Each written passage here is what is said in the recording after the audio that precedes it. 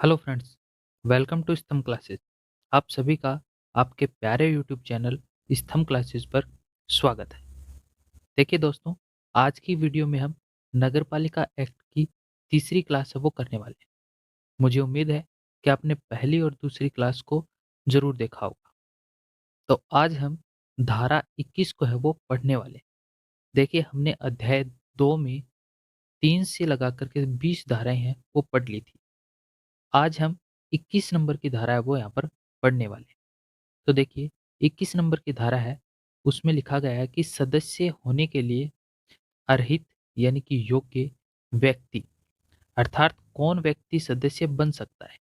तो देखिए, इस धारा में बताया गया है कि अगर कोई व्यक्ति चुनाव लड़ना चाहता है तो उसके लिए क्या योग्यताएं हैं वो रहेंगी।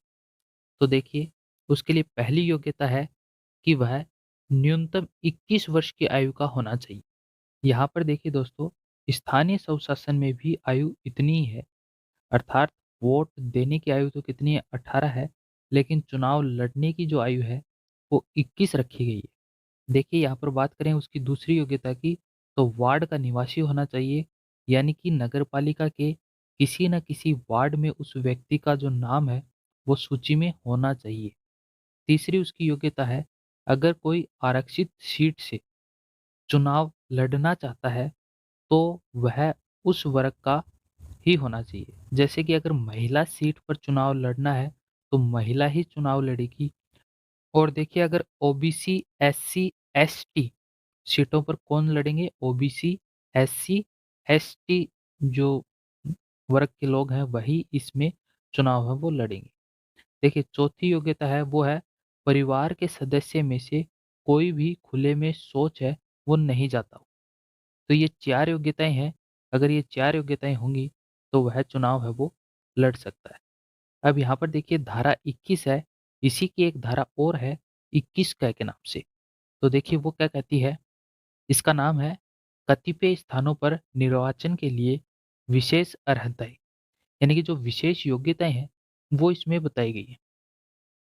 अगर राज्य सरकार चाहे तो कुछ विशेष सीटों पर विशेष योग्यता का निर्धारण कर सकती है। यानी कि अगर हम कहें कि कुछ स्थानों पर निर्वाचन के लिए विशेष योग्यताएं होनी जो जरूरी हैं, वहां पर कौन कर सकती है, राज्य सरकार है वो इन्हें कर सकती है। अब देखिए, विशेष योग्यता की बात करें तो उसमें क्या है कि न्यूनतम 21 वर्ष से पहले तो चुनाव लड़ नहीं सकते। तो 21 से 35 वर्ष होगी, पर सारी सीटें इन्हीं पर नहीं भरी जाएंगी। देखिए, 21 से 35 वर्ष के चुनाव है वो लड़ सकते हैं, न्यूनतम आयु वो रखी जा सकती है, लेकिन ऐसा नहीं है कि सारी सीटों पर ही ये चुनाव हो जाए। तो ये विशेष योग्यता 21 क की धारा में बताई गई है। अब देखिए, बात करते हैं धारा 22 की। तो देखिए, धारा 22 है वो क्या कहती है, एक से अधिक वार्ड के लिए निर्वाचन लड़ने पर निबंध, यानी कि इसका अर्थ है कि एक से अधिक वार्डों के लिए चुनाव लड़ने पर प्रतिबंध है वो रहेगा। देखिए दोस्तों, कोई भी व्यक्ति एक से अधिक वार्डों के लिए चुनाव लड़ने का हकदार नहीं है। कोई भी एक व्यक्ति 2 वार्ड में चुनाव है वो नहीं लड़ सकता। एक व्यक्ति एक से अधिक वार्डों में चुनाव के लिए नामांकन है वो कर सकता है, लेकिन नाम वापस लेने की दिनांक को एक स्थान को छोड़कर अन्य स्थानों से अपना नाम है वापस नहीं लेता है, तो यह समझा जाएगा कि उसने सभी स्थानों से नामांकन वापस लिया है। देखिए, इसका अर्थ है कि एक व्यक्ति एक जगह से चुनाव लड़ सकता है, लेकिन नामांकन है वो कितने भी वार्ड में दे सकता है। जब तक नाम की तिथि, जो नामांकन की जो तिथि है, वहाँ तक अगर वो नाम वापस नहीं लेता है, किसी एक स्थान को छोड़ कर के, तो ये समझ लिया जाएगा कि वह किसी भी वार्ड से चुनाव है वो लड़ना नहीं चाहता है, उसकी उम्मीदवारी है वो वहाँ पर खत्म हो जाती है। अब देखिए, बात करते हैं धारा 23 की। तो देखिए, धारा 23 क्या कहती है, यानों, यानी कि जो मोटर और वाहन है, ध्वनि विस्तारकों आदि के उपयोग पर निर्बंध, यानी कि जो प्रतिबंध है वो मोटर वाहनों और ध्वनि विस्तारकों पर लगाया गया है।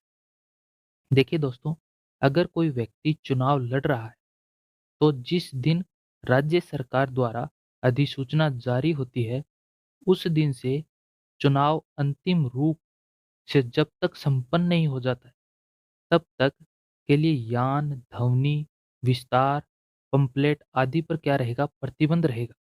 यानी कि कहें कि आचार संहिता है वो लगी रहेगी।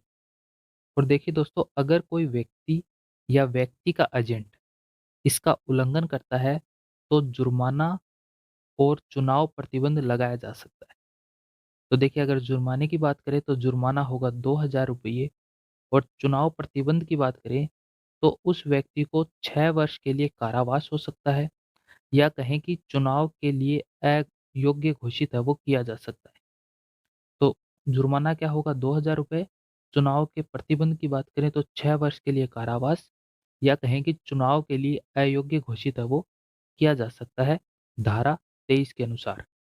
अब देखिए, बात करते हैं धारा 24 की। तो देखिए, धारा 24 का संबंध है सदस्यों के लिए साधारण निर्हंताएं, यानी कि कहें कि निर्योग्यताएं। तो देखिए, इस धारा में सदस्यों के लिए निम्न निर्योग्यताएं बताई गई हैं। जैसे कि अगर किसी व्यक्ति को 6 माह या अधिक समय का कारावास हुआ है, तो ये उसके लिए निर्योग्यताएं हैं। ऐसा कोई मामला विचाराधीन हो जिसमें 5 वर्ष या अधिक की सजा हो सकती है, तो वो भी उसके लिए निर्योग्यता है, बन जाती है। देखिए, खाद्य अपमिश्रण निवारण अधिनियम 1954 के तहत सजा हो चुकी हो, चाहे वह सजा चाहे 6 महीने के लिए हो, कम से कम 6 महीने की हो, तो भी वह चुनाव है वो नहीं लड़ सकता। अब देखिए, भारतीय दंड संहिता 1973 की धारा 110 के तहत अगर सजा हो चुकी है, तो वो चुनाव नहीं लड़ सकता। अगर किसी व्यक्ति को केंद्रीय या फिर कहेंगे राज्य सेवा से हटाया गया है, तो चुनाव नहीं लड़ सकता। और उसकी अगर अगली निर्योग्यता की बात करें, अगर किसी व्यक्ति को 2 से अधिक संतानें हो जाती हैं, तो वो चुनाव है वो नहीं लड़ सकता। देखिए, आगे की जो निर्योग्यताएं हैं वो आसान सी हैं। जैसे कि वो मानसिक रोगी है तो चुनाव नहीं लड़ सकता, दिवालिया घोषित हो चुका है तो चुनाव नहीं लड़ सकता, नगरपालिका के किसी निधि या गमन का मामला है उस पर, तो वो चुनाव वहां पर नहीं लड़ सकता। प्रत्यक्ष या अप्रत्यक्ष रूप से नगरपालिका से व्यावसायिक उद्देश्य से जुड़ा है। यहाँ पर देखिए दोस्तों, प्रत्यक्ष या अप्रत्यक्ष। प्रत्यक्ष का मतलब है कि अगर वो नगरपालिका का कर्मचारी है तो, या अप्रत्यक्ष के रूप में जैसे उसने कोई टेंडर ले रखा है, तो वो नगरपालिका में चुनाव है वो नहीं लड़ सकता। तो ये सारी निर्योग्यताएं धारा 24 में बताई गई हैं। अब देखिए, धारा 25 में मतदान का अधिकार है वो बताया गया है। देखिए, वोटर लिस्ट यानी कि निर्वाचक सूची में नाम पंजीकृत है, वह मतदान कर सकता है। तो देखिए, एक व्यक्ति एक से अधिक वार्डों में मतदान नहीं करेगा। अब यहाँ पर देखिए क्या है कि प्रत्येक व्यक्ति को मत देने का अधिकार है, लेकिन निर्वाचक सूची में नाम होना जरूरी है उसके लिए। परंतु एक व्यक्ति एक से अधिक बार वोट नहीं दे सकता।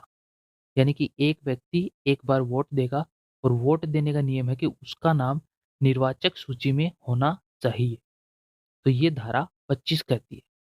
अब देखिए, बात करते हैं धारा 26 की। धारा 26 कहती है निर्वाचन में मत देने की रीत। तो देखिए दोस्तों, इस धारा में बताया गया है कि निर्वाचन में मत यानी कि वोट किस प्रकार दिए जाएंगे। देखिए, वोट है ना वो दो प्रकार के, दो माध्यम से दिए जा सकते हैं। पहला तो आपका मतपत्र के माध्यम से दिया जा सकता है। दूसरा आपका ईवीएम जो मशीन होती है उसके माध्यम से है वो दिया जा सकता है। तो जो आपके वोट हैं वो दो प्रकार से दे सकते हैं। यहाँ पर देखिए दोस्तों, एक प्रॉक्सी वोट होता है जो कि नगरपालिका में नहीं दिए जा सकते। प्रॉक्सी वोट है वो नगरपालिका में नहीं दिए जा सकते। अब देखिए, हम बात करें प्रॉक्सी वोट होते क्या हैं, इसको भी तो समझना बहुत जरूरी है। तो देखिए, प्रॉक्सी वोट का मतलब है अपना वोट किसी और के माध्यम से डलवाना, या कहें कि दूसरे के माध्यम से वोट को डाल देना। तो इसे क्या कहा जाता है? प्रॉक्सी वोट वो कहा जाता है। अब देखिए यहाँ पर दोस्तों, अगर कोई व्यक्ति एक से अधिक उम्मीदवारों के मत देता है, तो उसका मत शून्य मान लिया जाएगा। अगर एक व्यक्ति अपने मत के बाद में अगर अधिक उम्मीदवारों के मत है वो डाल देता है, तो उसका खुद का जो वोट है, उसे भी शून्य मान लिया जाएगा। तो धारा 26 है, वो कहती है कि निर्वाचन में मत देने की रीत है, वो बताती है। अब देखिए बात करते हैं धारा 27 की। देखिए धारा 27 का नाम है आकस्मिक रिक्तियाँ, यानी कि जो पद खाली होते हैं, किस प्रकार भरे जाएँगे। तो देखिए दोस्तों, चुनाव होने के बाद सदस्यों का कार्यकाल है वो 5 वर्ष का होता है, ठीक है?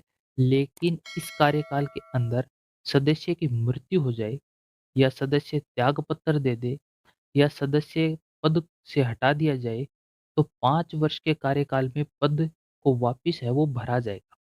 देखिए अगर कोई सदस्य है, कोई पार्षद है, कोई भी नगर पालिका का सदस्य जो चुनाव लड़कर आता है, लेकिन उसकी मृत्यु हो जाती है, पद को छोड़ देता है, त्यागपत्र दे देता है या उसे हटा दिया जाता है, तो ऐसी स्थिति में जो 5 वर्ष का कार्यकाल बचा हुआ है, उस पद को फिर से वहाँ पर भरा जाएगा।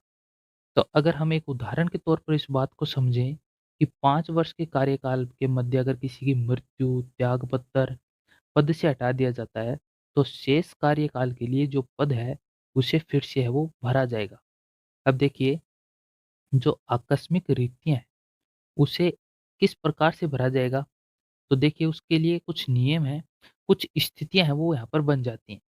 देखिए पहली है कि उप-निर्वाचन के माध्यम से उस पद को है वो भरा जाएगा। दूसरा है कि इस पद पर निर्वाचित होने वाला व्यक्ति शेष कार्यकाल के लिए ही निर्वाचित होगा। और यहाँ पर तीसरा है, अगर किसी पद पर आरक्षित वर्ग की सीट है, तो उस वर्ग से ही वह सीट को भरी जाएगी। देखिए अगर महिला वर्ग की सीट थी तो महिला ही चुनाव लड़ेगी, ओबीसी वर्ग की सीट थी तो ओबीसी ही वहाँ पर चुनाव है वो लड़ेगा। तो जिस वर्ग की सीट थी वही वहाँ पर चुनाव है वो लड़ेगा। तो ये आपकी 3 स्थितियाँ हैं, जो पद को भरने की जो 3 स्थितियाँ वो यहाँ पर हमने देखी है। तो धारा 27 है वो क्या कहती है कि खाली पद को किस प्रकार भरा जाएगा। तो यहाँ पर हमने 3 स्थितियाँ वो देख ली। अब देखिए बात करते हैं धारा 28 की। तो धारा 28 है वो निर्वाचन अपराध बताती है। अब देखिए दोस्तों अगर हम निर्वाचन अपराध की बात करें तो लोक प्रतिनिधित्व या कहें कि जनप्रतिनिधि अधिनियम 1951 की धाराओं में निर्वाचन अपराध है वो लिखा गया है। अगर देखिए हम धाराओं की बात भी करें तो धारा 125, 126, 127, 128, 129, 130 और भी कई धाराएँ हैं, उनमें इसके जो निर्वाचन अपराध है, उसके बारे में लिखा गया है। तो हमें इस धारा में केवल इतना याद रखना है कि जो निर्वाचन अपराध है, वो क्या है कि इस एक्ट में लिखा गया है लोक प्रतिनिधित्व या जनप्रतिनिधित्व अधिनियम। इसमें इसके बारे में बताया गया है। तो आपकी 28 नंबर की धारा वो यहाँ पर कंप्लीट हो जाती है। अब देखिए आपकी धारा है, वो है 29 नंबर की धारा। इसमें लिखा गया है कि भ्रष्ट आचरण। देखिए निर्वाचन के समय भ्रष्ट आचरण है वो निम्न प्रकार से बताया गया है। जैसे कि आपने दोस्तों चुनाव के समय देखा होगा कि जो रिश्वत दी जाती है वो भी आपका एक भ्रष्ट आचरण में आता है। सामाजिक बहिष्कार के नाम पर जैसे कई बार कह दिया जाता है कि किसी व्यक्ति को समाज से बाहर निकाल देंगे, उसका बहिष्कार कर देंगे, हमें वोट नहीं देगा, तो वो भी आपका एक सामाजिक बहिष्कार है, वो भी आपका एक भ्रष्ट आचरण में आ जाता है। देखिए कई बार धर्म, वंश, लिंग, जाति के आधार पर भी वोट हैं वो माँगे जाते हैं, तो वो भी आपका क्या होता है धर्म जो आपका जो भ्रष्ट आचरण है उसमें वो आ जाता है। कई बार क्या है कि धार्मिक चिन्ह के नाम पर भी वोट है वो माँग लिए जाते हैं। सती प्रथा का गुणगान भी किया जाता है और कई बार तो कहा जाता है कि सती प्रथा के नाम पर हमें वोट दे दीजिए, तो वो भी आपका भ्रष्ट आचरण में आ जाता है।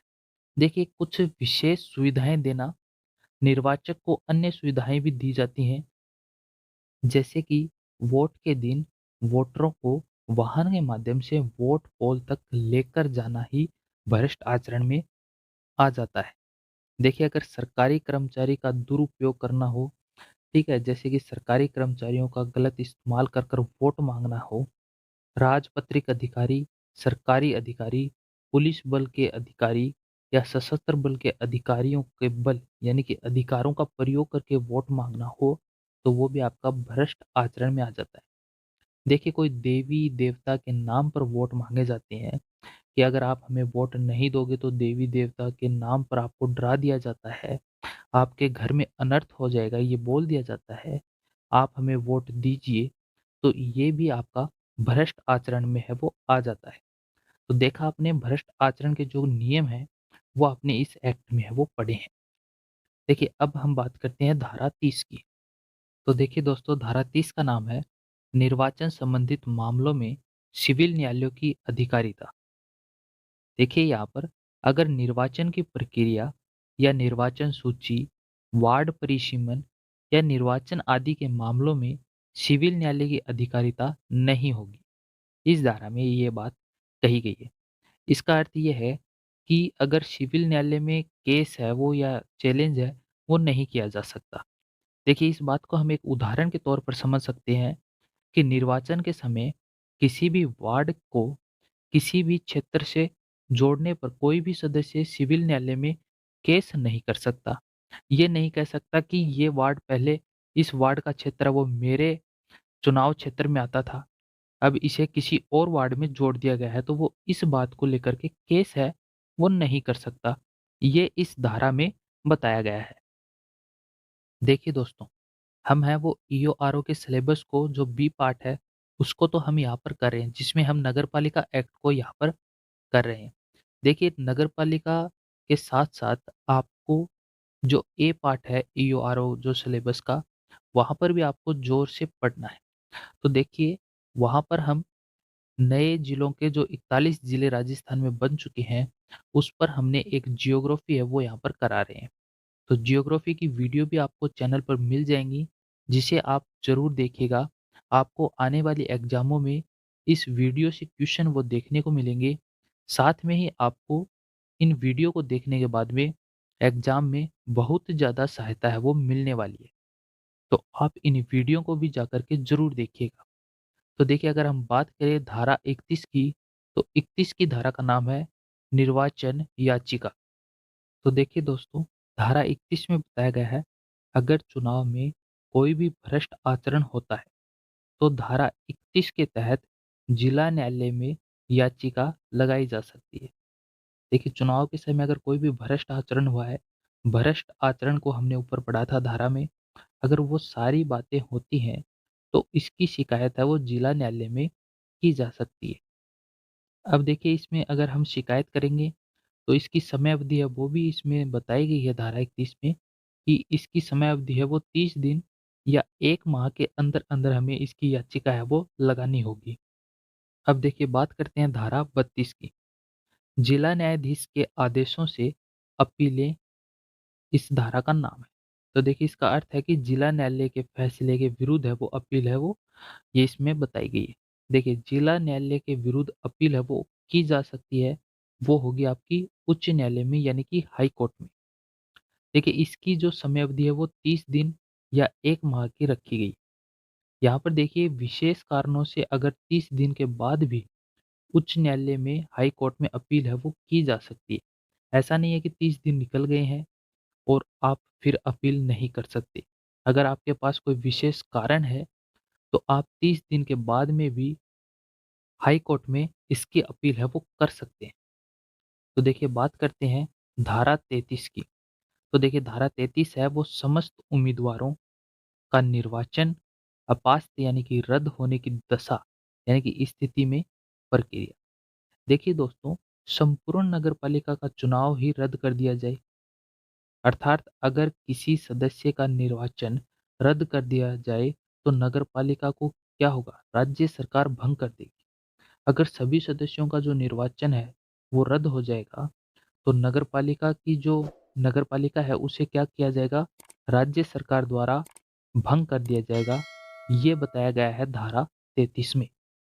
तो अब बात करते हैं धारा 34 की। यहाँ पर देखिए दोस्तों, आपको लग रहा होगा कि हम इस एक्ट को वो जल्दी कर रहे हैं। देखिए जल्दी करने का कारण ये है कि आपने इस एक्ट को पहले भी पढ़ लिया है। कुछ पॉइंट हैं वो आपने हो सकता है नहीं पढ़ा है तो वो हम यहाँ पर पढ़ रहे हैं। साथ में हम इस एक्ट को है वो एग्ज़ाम डेट से पहले करेंगे। हमारी जो एग्ज़ाम है वो 23 मार्च को है, तो उससे पहले हमें इस एक्ट को है वो करना है। इसके साथ ही जब हम इस एक्ट को कर रहे हैं, तो इस एक्ट के जो की पॉइंट है वो ही हम यहाँ पर कर रहे हैं, ताकि आपको एग्ज़ाम में जो भी क्वेश्चन आए, वो आप आसानी से कर सकें। हम पूरे एक्ट को यहाँ पर नहीं कर रहे हैं। कुछ विशेष पॉइंट हैं, उसी को हम यहाँ एक्ट में कर रहे हैं। जैसे कुछ धाराएँ की कुछ विशेष बातें हैं, वो ही हम यहाँ पर पढ़ रहे हैं। तो देखिए दोस्तों, धारा 34 है, वो कहती है आदेशों और विनिश्चय की अंतिमता, यानी कि कहें कि अंतिम। देखिए, जिला न्यायालय व उच्च न्यायालय यानी कि हाई कोर्ट का निर्णय अंतिम होगा। यहाँ पर देखिए, अगर जिला न्यायालय ने कोई फैसला दे दिया है तो उसके विरुद्ध आप अपील कर सकते हो उच्च न्यायालय में। लेकिन अगर आप उच्च न्यायालय का जो निर्णय आता है, वो क्या होगा? अंतिम निर्णय होगा। आपने जिला न्यायालय में कोई याचिका लगाई, जिला न्यायालय के विरुद्ध फैसले के विरुद्ध आप उच्च न्यायालय में जा सकते हो। वहाँ पर उच्च न्यायालय का जो फैसला है वो अंतिम होगा। लेकिन अगर आप उच्च न्यायालय में नहीं जाते हो, तो जिला न्यायालय का जो फैसला है वो अंतिम होगा। यहाँ पर देखिए दोस्तों, धारा 34 कहती है कि आप सुप्रीम कोर्ट में अपील नहीं कर सकते। आप जिला न्यायालय में अपील कर सकते हो, हाई कोर्ट में आप अपील है वो कर सकते हो, लेकिन सुप्रीम कोर्ट में अपील नहीं कर सकते। अब देखिए, धारा 35 में बताई गई है निर्हंताएँ, यानी कि अयोग्यताएँ हैं वो बताई गई हैं। तो देखिए, वो जो 28 में हमने पढ़ी है निर्वाचन अपराध की जो अयोग्यताएँ पढ़ी हैं, धारा 29 में जो हमने पढ़ी है भ्रष्ट आचरण की अयोग्यताएँ पढ़ी हैं, वो सारी इसमें बताई गई है। देखिए, 6 वर्ष का चुनाव प्रतिबंध है, वो धारा 35 के तहत लगाया जा सकता है। अगर कोई अयोग्यताएँ सामने आती हैं, तो 6 वर्ष का जो चुनाव प्रतिबंध है, वो धारा 35 के तहत लगाया जा सकता है। अब देखिए, बात करते हैं धारा 36 की। धारा 36 का नाम है निर्हरता का हटाया जाना या उसकी कालावधि में कमी करना, यानी कि अयोग्यताओं को हटाया जाना या उसकी समय अवधि में कमी करना।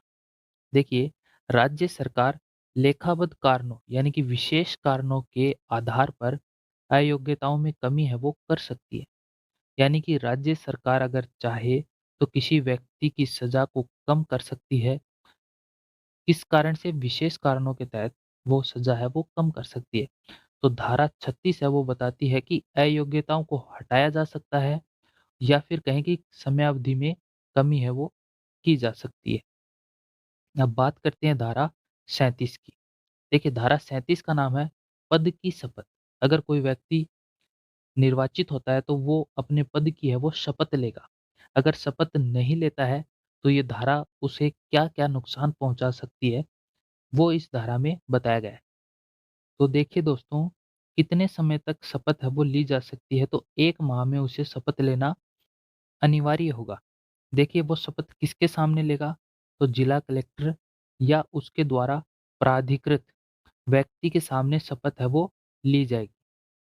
देखिए दोस्तों, अगर कोई सदस्य 1 माह में शपथ नहीं लेता है, तो एक आधार यह भी बन सकता है उसे पद से हटाने का। अगर कोई व्यक्ति 1 माह में शपथ ना ले पाए, तो 1 माह के बाद में भी शपथ ली जा सकती है, लेकिन वो शपथ है, वो 3 व्यक्ति ही ले सकते हैं, उनको कुछ छूट मिली हुई है। देखिए, वो 3 व्यक्ति कौन से हैं? एक तो विचाराधीन कैदी, यानी कि कोर्ट में सज़ा सुना दी गई हो या उसके विरुद्ध है वो कोर्ट सज़ा सुनाए, ऐसे व्यक्ति को 1 माह के बाद में भी शपथ है वो ले सकता है।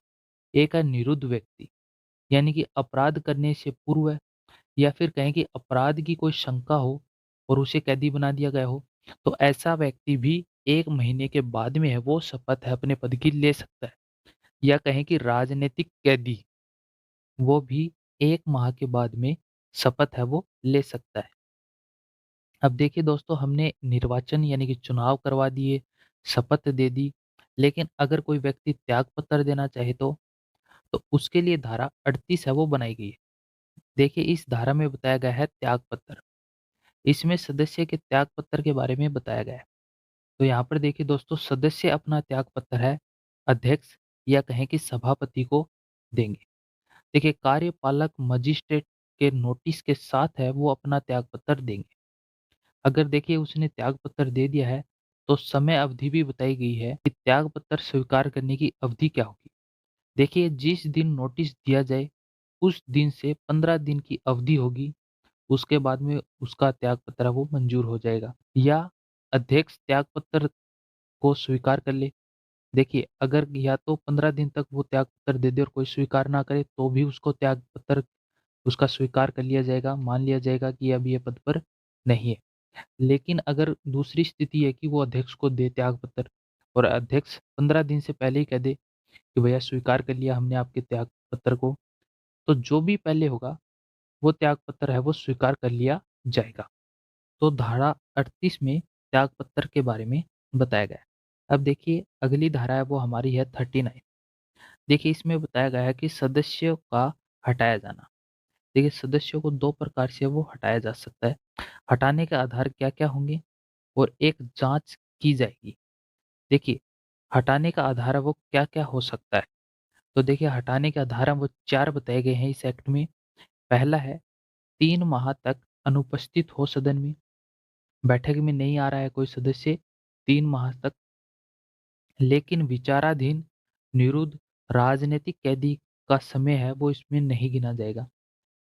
जो 3 हमने विशेष जो हमने ऊपर पढ़कर आए हैं पहले की धारा में, विचाराधीन कैदी, निरुद्ध राजनीतिक कैदी है वो इसमें नहीं गिना जाएगा। देखिए दूसरा जो इसमें आधार है वो है शपथ नहीं ली हो, धारा 37 की पालना है वो नहीं की हो, धारा 37 की पालना करने में विफल हो गया हो, तो भी उसको जो आधार है वो बन जाता है हटाने का। अब देखिए तीसरा जो आधार है वो है धारा 14, 21, 24 के तहत कोई अयोग्यता हो, निर्योग्यताएँ हो, उसमें वो घोषित हो जाए, तो भी उसे हटा दिया जाएगा। और चौथा जो उसका है हटाने का आधार, वो होगा कि उसका आचरण सही ना हो, तो भी उसे पद से हटा दिया जाएगा। अब देखिए अगर हम बात करें जाँच कैसे की जाएगी?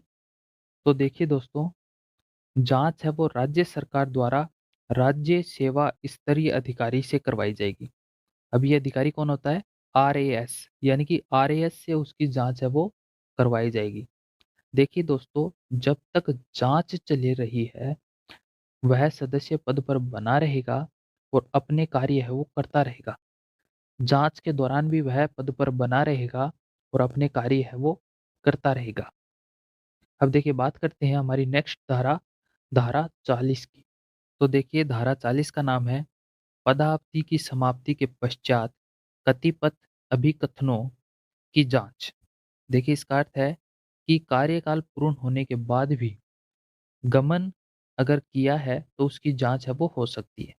देखिए दोस्तों, अगर कोई व्यक्ति जिसने अपने कार्यकाल पूर्ण कर लिया है, किसी भी जाँच को कार्यकाल पूर्ण होने के बाद भी शुरू किया जा सकता है।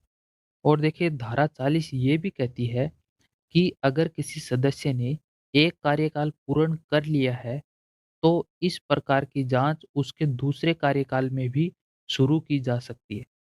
यहाँ पर देखिए दोस्तों, इस धारा में ये बताया गया है कि अगर कोई व्यक्ति अपने पद पर रहता है और गलत कार्य कर लेता है, तो उस पर जाँच है वो की जा सकती है। अगर देखिए उसने एक कार्यकाल पूरा कर लिया है, फिर से चुनाव जीतने के बाद में फिर से आता है, तो पिछले कार्यकाल के आधार पर उस पर जाँच है वो की जा सकती है। तो ये बातें धारा 40 में है वो बताई गई हैं। तो देखिए दोस्तों, आज हमने 21 से 40 धाराएँ हैं वो यहाँ पर कर ली हैं। मुझे उम्मीद है कि आपको ये वीडियो है वो अच्छी लगी होगी। तो देखिए दोस्तों, इस वीडियो को आपको 1 से 2 बार ज़रूर देखना है, ताकि आपको बताई गई धाराएँ याद हो जाएँ। और देखिए अगर आपको इस वीडियो से कुछ भी सीखने को मिला है, तो इस वीडियो को अपने दोस्तों के साथ शेयर ज़रूर करेंगे। साथ में वीडियो को लाइक करेंगे और अगर आप हमारे चैनल पर नए हैं, तो चैनल को सब्सक्राइब ज़रूर करेंगे। साथ में नोटिफ़िकेशन बेल आइकन को ऑन करेंगे, ताकि चैनल पर डाले गए जितने भी वीडियो हैं, सबसे पहले आप तक पहुँचे। जय हिंद, जय भारत।